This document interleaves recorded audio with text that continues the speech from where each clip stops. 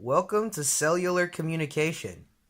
In this video, we'll be talking about the G protein pathway, the tyrosine kinase pathway, ion channel receptors, intracellular receptors, and secondary messengers, which are all different pathways for communication in a cell. And here we have the G protein pathway, which is the most common pathway used in cells.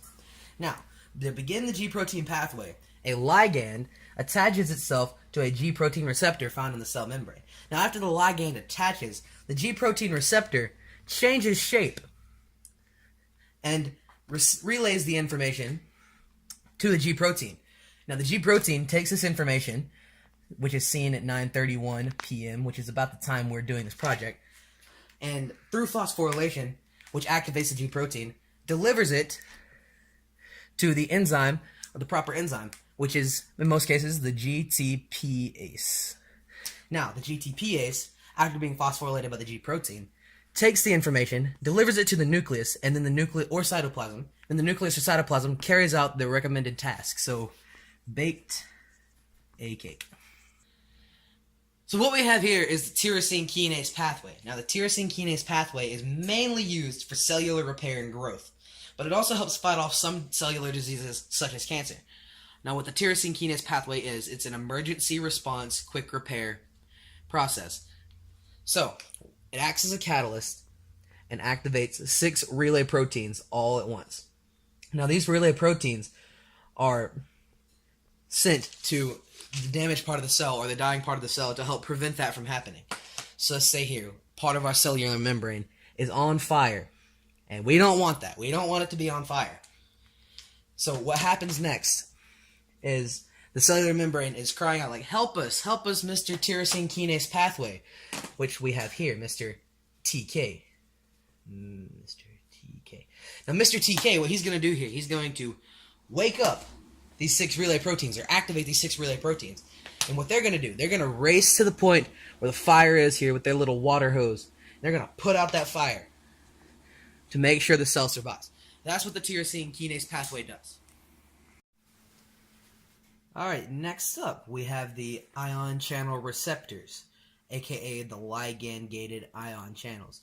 Now what these do, they accept molecules from outside the cell, or receive them, as the name suggests, but most of the time they only accept certain molecules, kind of like a bouncer at a nightclub. They let in the accepted over 21 molecules, such as these. See those right there? They get to go in. They get to go inside. Pardon the marker. But the other ones, like these right here, that aren't accepted by this protein, or this receptor, I should say, pardon me, have to find another way in. Probably through the back door, but that's none of my business. But these receptors are like gateways into the cell, but they're not always open. Before they're open, they have to be activated by a ligand that tells them to open up and start letting people in. Kind of like a manager at the same nightclub the bouncer works at. That's all for ion channel receptor. I'm glad you were recording when I said that. Okay. Next, we have the intracellular receptors. Now, these happen inside the cell membrane. They don't happen on the cell membrane, but they happen inside the cell membrane, near the nucleus and the cytoplasm. So, what they do, these receptors, intracellular receptors, receive hormones and steroids from outside the cell and deliver them to the nucleus. Now, these hormones and steroids diffuse through the cell membrane and attach to, I draw another one right there, another one of these intercellular receptors, attached to these receptors to be delivered to the nucleus. Now, these receptors all are attached to ligands, because without the ligands, they would not be able to attach to these hormones and steroids alone.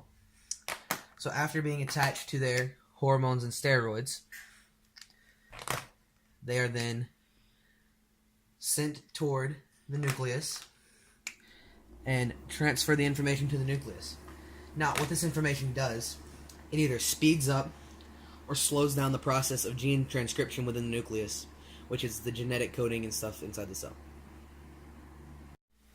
And lastly, we have the secondary messengers. The first one is cyclic AMP. Now, cyclic AMP starts at the same place as the G protein pathway. It starts right down here at the bottom. Now, as the ligand activates the G protein receptor, the G protein receptor activates adenylate cyclase, which uses ATP to generate the cyclic AMP. Now, what the cyclic AMP does, it takes the instructions given by the ligand, bake a cake, and makes them more important, makes the cell receive them quicker. It's basically bold font for the instructions from the ligand. So take the instructions of bake a cake from the ligand. It'll take them, send them into the cell, make them priority, make them stand out, make these instructions stand out because they're more important. They're the urgent part of the cell, or the urgent processes that the cell needs. Now, what cyclic AMP can do, it can alter processes in the cytoplasm and start a new process of gene transcription. Now we move over to the second part of the secondary messengers. We have inositol triphosphate and calmodulin, IP3 and Ca positive. Now, calmodulin is basically a byproduct of inositol triphosphate, in the sense that as inositol triphosphate connects itself to the endoplasmic reticulum here,